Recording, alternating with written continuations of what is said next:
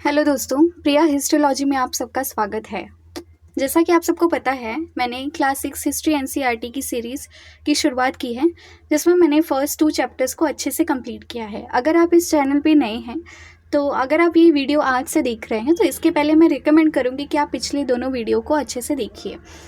हम चैप्टर 3 पर थे। चैप्टर 3 का जो नाम है वो है आरंभिक नगर। हमने इसमें पढ़ा था आरंभिक नगर के बारे में। दोस्तों, मैं थोड़ा सा ओवरव्यू दे देती हूँ आपको ये चैप्टर शुरू करने से पहले, कि हमने पढ़ा था कि क्यों संरक्षण ज़रूरी है, क्यों जो भी हमारी विरासतें हैं, जो भी महल है या बिल्डिंगें हैं, इमारतें, उनका संरक्षण करना क्यों ज़रूरी है। फिर हम लोग ने देखा था कि लोग वहाँ पे, फिर हमने पढ़ा हड़प्पा के बारे में। सबसे इम्पॉर्टेंट, हमें आरंभिक नगर में सबसे पहले हमने पढ़ा है हड़प्पा के बारे में, कि कैसे वहाँ पे लोग रहते थे, वहाँ के मकान कैसे थे, फिर वहाँ पे कैसे नगर विभाजित थे। पश्चिम टीला, पूर्वी टीला। पश्चिमी भाग जो था वो छोटा होता था, लेकिन ऊंचे वाले हिस्से पर होता था, और जो पूर्वी टीला था वो बड़ा होता था, लेकिन निचले हिस्से पे होता था। जो ऊंचा वाला भाग था उसे हम नगर दुर्ग कहते थे, और जो निचला हिस्सा था उसे निचला नगर कहते थे। ये सारी चीज़ें हमने पढ़ी है प्रीवियस लेक्चर्स में। फिर हमने पढ़ा मोहनजोदड़ो के बारे में। आप सबको मैंने बताया है कि कैसे मोहनजोदड़ो जो है, वहाँ पे विशाल स्नानागार पाया गया है। स्नानागार का जो इस्तेमाल है, उसमें 2 सीढ़ियाँ उठती थी, और ऐसा माना जाता था कि विशेष किसी अवसर पर लोग वहाँ पर स्नान किया करते थे। फिर लोथल और कालीबंगा में भी आपको अग्निकुंड के स्थल मिले हैं। ये सारी चीज़ें हमने जो पहले के जो लेक्चर्स है वो उसमें पढ़ा है। ये देखिए, फेयंस के बारे में भी मैंने आप सबको बताया था। ये है फेयंस। फिर हम बढ़ते हैं आगे। हमने कल यहाँ तक कंप्लीट किया था। अब दोस्तों, हम लोग देखेंगे किसके बारे में, 1 मिनट, गुजरात के बारे में। 1 मिनट। गुजरात में हड़प्पाकालीन नगरों का सूक्ष्म निरीक्षण करेंगे। देखिए, कच्छ के इलाके में खदीर बेट, आपको पता है दोस्तों कच्छ कहाँ है? खदीर बेट में है, गुजरात के। अब कमेंट सेक्शन में लिखिए कौन कौन गुजरात से है। कच्छ के खदीर बेट के किनारे धोलावीरा नगर बसा था। मतलब धोलावीरा कहाँ है? गुजरात में। वहाँ साफ पानी मिलता था। ये भी अंडरलाइन कर लीजिए कि वहाँ पर साफ पानी मिलता था। ज़मीन उपजाऊ थी। जहाँ हड़प्पा सभ्यता के कई नगर 2 भागों में विभक्त थे, वही धोलावीरा नगर को 3 भागों में बांटा गया। अंडरलाइन कीजिए, जहाँ पर हड़प्पा के जो स्थल थे वो 2 भागों में विभक्त थे, वहीं जो धोलावीरा है ये अपवाद है। और अक्सर दोस्तों अपवाद की चीज़ें याद रखनी चाहिए, क्योंकि वह एग्जाम में ज़रूर पूछा जाता है। तो धोलावीरा नगर को 3 भागों में बांटा गया है। इसके हर हिस्से के चारों ओर पत्थर की ऊंची ऊंची दीवार बनाई गई थी। हर हिस्से के चारों ओर क्या बनाई गई है दोस्तों? पत्थर की ऊंची ऊंची दीवारें। इसके अंदर जाने के लिए बड़े बड़े प्रवेश द्वार थे। घर के अंदर जाने के लिए क्या थे? बड़े बड़े प्रवेश द्वार। हम किसकी बात कर रहे हैं दोस्तों? धोलावीरा की बात कर रहे हैं। इंपॉर्टेंट है। क्यों इंपॉर्टेंट है? क्योंकि यहाँ पर हमें तीन भागों में हमें नगरों का वो बांटा गया, ऐसा साक्ष्य मिला है। इस नगर में खुला मैदान भी था, जहाँ सार्वजनिक कार्यक्रम होते थे। सार्वजनिक कार्यक्रम के लिए एक मैदान भी यहाँ पर था। यहाँ मिले कुछ अवशेषों में हड़प्पा लिपि के बड़े बड़े अक्षरों को पत्थरों पे खुदा पाया गया है। और क्या मिला है कि जो पत्थर है ना, उस पे हड़प्पा लिपि के जो अक्षर से वो लिखे गए हैं, ऐसा मिला है धोलावीरा में। धोलावीरा में क्या क्या मिला है दोस्तों? एक तो नगर 3 हिस्सों में विभाजित है। घर के अंदर प्रवेश करने के लिए बड़े बड़े प्रवेश द्वार है। जो घर का हिस्सा है वो चारों ओर से दीवारों से, बड़ी बड़ी ऊंची ऊंची दीवारों से, मतलब ऊंची ऊंची दीवारें बनाई गई हैं। इसके अलावा आपको सार्वजनिक कार्यक्रम के लिए एक खुला मैदान भी मिला है। यहाँ मिले कुछ अवशेषों में और क्या मिले हैं? बड़े बड़े अक्षरों को पत्थरों में खुदा पाया गया है। मतलब पत्थरों में हड़प्पा लिपि के अक्षरों से लिखा गया है। इन अभिलेखों को संभवतः लकड़ी में जड़ा गया था। इनको कहाँ पे संभवतः जड़ा गया होगा? लकड़ी में। यह एक अनोखा अवशेष है, क्योंकि आमतौर पर हड़प्पा के लेख, मुहर जैसी छोटी वस्तुएं आमतौर पर हड़प्पा के लेख, मुहर जैसी छोटी वस्तुओं पर पाए जाते हैं। जो क्या बोल रहे हैं कि जो हड़प्पा के लेख है ना, वो छोटी वस्तुओं पर पाए जाते हैं। जैसे कोई भी छोटी छोटी वस्तुएं मिल जाएंगी पत्थर की या बाट, तो उस पर आपको हड़प्पा की मुहर देखने को मिलेंगे। गुजरात की खंभात की खाड़ी में मिलने वाली साबरमती के एक उपनदी के किनारे बसा लोथल, ये भी अंडरलाइन कीजिए दोस्तों। देखिए ये जो मैं क्वेश्चन बता रही हूँ ना, ये यूजीसी नेट एग्जाम में पूछा गया था और यूपीएससी में पूछा जाता है कि जो लोथल है वो कहाँ पर आया हुआ है। सोचिए एनसीईआरटी कितना इंपॉर्टेंट है, मैं आपको फ्री ऑफ कॉस्ट में इसे प्रोवाइड कर रही हूँ। बस आपको एक काम करना है कि मेरे वीडियोस को लाइक और शेयर करना है और मेरे चैनल को सब्सक्राइब करना है। देखिए दोस्तों कितना क्लियरली दिया हुआ है कि एक क्वेश्चन, एक नंबर तो आप यहाँ से फिक्स मान लीजिए, 2 मार्क्स का क्वेश्चन आए तो 2 नंबर फिक्स मान लीजिए कि गुजरात की खंभात की खाड़ी में मिलने वाली साबरमती की एक उपनदी के किनारे, वो नदी का नाम भी दोस्तों मैं आपको बता सकती हूँ। वो नदी का नाम है भोगवा नदी। भोगवा नदी के किनारे आपको लोथल नगर किनारे बसा लोथल नगर ऐसे स्थान पर बसा था जहां कीमती पत्थर जैसे कच्चा माल आसानी से मिल जाता था। यह पत्थरों, शंखों और धातुओं से बनाई गई चीज़ों का एक महत्वपूर्ण केंद्र था। कौन? लोथल। अंडरलाइन कीजिए, एग्जाम में पूछेगा कि अगर पूछा एग्जाम में कि पत्थर, शंख, धातुओं से बनाई गई चीज़ों का एक महत्वपूर्ण केंद्र, तो वो है लोथल। यहाँ पे महत्वपूर्ण केंद्र था, मतलब लोथल में जितने भी पत्थर, शंख, धातु से बनाई गई चीज़ें थी वहाँ पर मिलती थी। इस नगर में एक भंडार गृह भी था, ये भी अंडरलाइन कीजिए, वेरी इंपॉर्टेंट। मतलब मुझे तो बहुत अच्छा लग रहा है पढ़ाने में कि मैं वो सब्जेक्ट पढ़ा रही हूँ एनसीईआरटी का, जो कि हर गवर्नमेंट एग्जाम्स के लिए इतना इंपॉर्टेंट है। मैंने आपको दोस्तों कल बताया था कि लोग कितनी फ़ीस देते हैं, उसके बाद जाकर उनको ये सारी कंटेंट प्रोवाइड होते हैं और पता नहीं वो भी क्वालिटी वाले कंटेंट होते हैं या नहीं होते हैं, वो तो उनसे पता चलेगा जो कोर्स परचेज़ करते हैं। लेकिन मैं आपको अपने यूट्यूब चैनल पर ये सारे कंटेंट फ्री ऑफ कॉस्ट में प्रोवाइड कर रही हूँ। बस आपको एक काम करना है कि मेरे वीडियो को लाइक और शेयर ज़रूर करना है, और अगर आप एक सब्सक्राइब करते हो या एक लाइक या शेयर करते हो, मुझे उससे बहुत ज़्यादा मोटिवेशन मिलता है। मैं और लेक्चर्स बनाने के लिए ऐसा उत्सुकता मेरी बढ़ती है कि मैं आप लोगों को और फ्री ऑफ कॉस्ट में अच्छा कंटेंट प्रोवाइड करूं। अगर ये किसी एक के लिए भी बेनिफिशियल होगा तो मुझे इसमें बहुत फ़ायदा मिलेगा। तो लोथल के बारे में पढ़ा, कीमती पत्थर जैसा कच्चा माल आसानी से मिल जाता था। पत्थर, शंख, धातुओं से बनाई गई चीज़ों का ये महत्वपूर्ण केंद्र भी था। इस नगर में एक भंडार गृह भी था और इस भंडार गृह से कई मोहरे और मुद्रांकन या मुहरबंदी गीली मिट्टी पर दबाने से बनी उनकी छाप मिले हैं। और क्या क्या मिले हैं यहाँ पे? भंडार गृह तो मिला ही है, और भी भंडार गृह से कई मोहरे और मुद्रांकन या मुहरबंदी मिली है। मुहरबंदी क्या होती है ना, समझो दोस्तों, अगर कोई गीली मिट्टी है ना, अगर हम उस पर मुहर ऐसे दबाएंगे ना तो उस मिट्टी पर उसका छाप पड़ा रह जाएगा।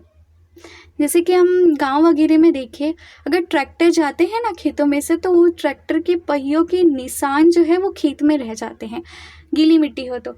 वैसे ही सेम जो हड़प्पा स्थल के मुहर वगैरह थे, उनका भी छाप देखने को मिला है। ओके दोस्तों, अपनी बुक में क्या करना है, आपको नोट्स बनाना है। जैसे आपने बनाया हड़प्पा, ये सब हड़प्पा के स्थल है पहला, फिर दूसरा मोहनजोदड़ो, फिर तीसरा कालीबंगा, फिर फोर्थ लोथल। ये सारे इम्पॉर्टेंट है, ये सभी आप लोगों के लिए इम्पॉर्टेंट है। भंडार गृह भी था। इस भंडार गृह से कई मुहरे और मुद्रांकन या मुहरबंदी गीली मिट्टी पर दबाने से उनकी बनी छापें मिली है। और हाँ, याद रखना ज़रूरी है कि कौन सा स्थल कौन सी नदी के किनारे मिला है। तो लोथल मैंने आपको बताया, इसमें उन्होंने नहीं बताया, बट मैं आपको बता रही हूँ। जो लोथल है वो भोगवा नदी के किनारे मिला है। अगर आप ऐड करना चाहते हैं तो आप ऐड कर लीजिए अपने नोट्स में, कोई भी दिक्कत नहीं आएगी, क्योंकि आपका नॉलेज ही इन्हांस होगा और बाकी तो आपको कोई भी तकलीफ़ नहीं आएगी। एक्स्ट्रा नॉलेज लेने में वैसे भी कुछ आता नहीं है यहाँ पर। अब हम नेक्स्ट आते हैं। ये देखिए, ये ना लोथल का चित्र दिया गया है। ये बड़ा तालाब जैसा दिख रहा है और यहाँ पे देखिए ये शायद सीढ़ियाँ थी उतरने के लिए यहाँ से। फिर यहाँ पर एक इमारत मिली है, कहाँ पर? लोथल में। संभवतः मनके बनाने का काम होता था। पत्थर के टुकड़े, अधबने मनके बनाने वाले उपकरण और तैयार मनके भी यहाँ से मिले हैं। यहाँ से कैसे कैसे मनके मिले हैं? पत्थर के टुकड़े मिले हैं, अधबने मनके मिले हैं, मनके बनाने वाले उपकरण और तैयार मनके भी यहाँ से हमें मिले हैं। अब पढ़ते हैं मुद्रा और मुद्रांकन या मुहरबंदी। इनसे क्या पता चलता है? देखिए दोस्तों, अगर मुहर थी, मुद्रा थी, मुद्रांकन, ये सारी पद्धतियाँ थी, ये सारी चीज़ें अवेलेबल थी, इसका मतलब कि हड़प्पा सभ्यता में व्यापार भी होता रहा होगा, ऐसा हम सोच सकते हैं। क्योंकि अगर मुद्रा आ गई थी प्रचलन में तो व्यापार भी प्रचलन में आ गया होगा। मुद्रा, मुहरों का प्रयोग सामान से भरे उन डिब्बों या थैलों को चिन्हित करने के लिए किया जाता था, जिन्हें एक जगह से दूसरी जगह भेजा जाता था। आज के टाइम पे दोस्तों लोग स्टैंप लगाते हैं, आपने देखा होगा, जब अलग अलग सामान की सेल की जाती है उसके ऊपर एक स्टैंप लगाया जाता है कि ये सामान को इस जगह भेजना है, इस सामान को दूसरी जगह भेजना है, ऐसे मुहर लगाई जाती थी। ऐसे ही पहले के ज़माने में भी किया जाता था। थैले को बंद करने के बाद उनके मुहाने पर गीली मिट्टी पोत कर उन पर मुहर लगाई जाती थी। ये दिख रहा है ऐसा। मुहर की छाप को मुहरबंदी कहते हैं। ये है मुहर। ये क्या होता था, जैसे जो सामान हमें एक जगह से दूसरी जगह ले जाना है उनके मुहाने पर हम लगा देते थे गीली मिट्टी का लेप, और उस लेप पर हम क्या लगा देते थे, मुहर, और मुहर की जो छाप हो जाती थी उसे हम कहते थे मुहरबंदी। आपको आया दोस्तों समझ में मुहर और मुहरबंदी क्या है? देखो, कोई थैला है, सामान का थैला है, हमने उसे बंद किया और उसके मुहाने पर मतलब मुंह वाले हिस्से पर हमने मिट्टी का लेप लगाया। जब हमने मिट्टी का लेप लगा दिया, उस लेप के ऊपर हमने एक छाप छोड़ी। जो छाप हमने छोड़ी उसे कहते हैं मुहरबंदी। अगर यह छाप टूटी हुई नहीं होती तो यह साबित हो जाता कि सामान के साथ छेड़छाड़ नहीं हुई है। ओके दोस्तों, क्या मतलब एकदम सिस्टमेटिक वे में इन लोगों ने अपना सब काम वगैरह किया था। जब ये सामान दूसरी जगह जाती थी, अगर मान लो वो जो थैला है उसका जो मुंह वाला हिस्सा है, अगर वो टूटा नहीं हो तो हम समझ सकते थे कि इस थैले के साथ या इस सामान के साथ कोई भी छेड़छाड़ नहीं हुई है। अगर उसकी मुहर टूटी हुई होती थी या तो जो छाप है वो हट गई होती थी तो हम समझ सकते थे कि इस सामान के साथ छेड़छाड़ हुई है। ये जानने का सबसे सही तरीका था। सभ्यता के अंत का रहस्य। ओके दोस्तों, ये भी इम्पॉर्टेंट है, ये एग्ज़ाम में पूछा जाता है। पता है आपको, एमए के एग्ज़ाम में पूछा गया है कि हड़प्पा जो एमए आप करोगे ना, एमए ये क्लास 6 की एनसीईआरटी कैसे आपको एमए के लिए बेनिफिट होगी। एमए जब आप सेकेंड ईयर में जाओगे ना तो वहाँ पे ये क्वेश्चन पूछा जाता है। सोचिए कितना इम्पोर्टेंस है एनसीईआरटी। क्लास 6 की मैं बात कर रही हूँ, अभी तो हम लोग मेन पढ़ा और 7, 8, 9, 10 पढ़ना तो बाकी है, उसमें तो और मज़ा आएगा दोस्तों। आप जैसे धीरे धीरे मेरे साथ पढ़ते जाएंगे ना, आपको बहुत इंटरेस्ट भी आएगा, मज़ा भी आएगा, और आप लोग को खुद अच्छा लगेगा कि रियली में एक ये एनसीईआरटी है, इससे हमें कितने कितने एग्ज़ाम्स के लिए बेनिफिट हो सकता है। मैंने आपको बताया, आप बीए कर रहे हो या एमए कर रहे हो या यूपीएससी की तैयारी कर रहे हो या नेट हिस्ट्री से दे रहे हो या तो आपने एसएससी के लिए प्रिपरेशन किया है, कितनी भी वनडे एग्ज़ाम कोई भी एग्ज़ाम है, सभी के लिए ये एनसीईआरटी बहुत ही इंपॉर्टेंट है दोस्तों। मुझे बस आप लोगों का सपोर्ट चाहिए और एक रिक्वेस्ट है कि मेरा जो चैनल है उसे आप लोग सब्सक्राइब ज़रूर करिए। एक सब्सक्राइब से कुछ नहीं जाता है, थोड़ा सा अपने आलस को दूर कीजिए और ये जो बेल आइकन है उसे हिट कीजिए। ओके, सभ्यता के अंत का रहस्य। लगभग 3900 साल पहले एक बड़ा बदलाव देखने को मिलता है। कितने साल पहले? 3900 साल पहले अचानक लोगों ने इन नगरों को छोड़ दिया। लेखन, मुहर और बाटों का प्रयोग बंद हो गया। क्या देखने को मिला कि नगरों को छोड़ दिया लोगों ने, लेखन, मुहर और बाटों का प्रयोग भी क्या हो गया? बंद। दूर दूर से कच्चे माल का आयात काफ़ी कम हो गया, कच्चे माल का आयात भी काफ़ी कम हो गया। मोहनजोदड़ो से सड़कों पर कचरे के ढेर बनने लगी। मोहनजोदड़ो से क्या हुआ? जो सड़कें थी वहाँ पे कचरों का ढेर बनने लगा। जल निकास प्रणाली भी नष्ट हो गई और सड़कों पर ही झुग्गीनुमा घर बनाए जाने लगे। सड़कों पर ही क्या बनाए जाने लगे? झुग्गीनुमा घर। यह सब क्यों हुआ? कुछ पता नहीं।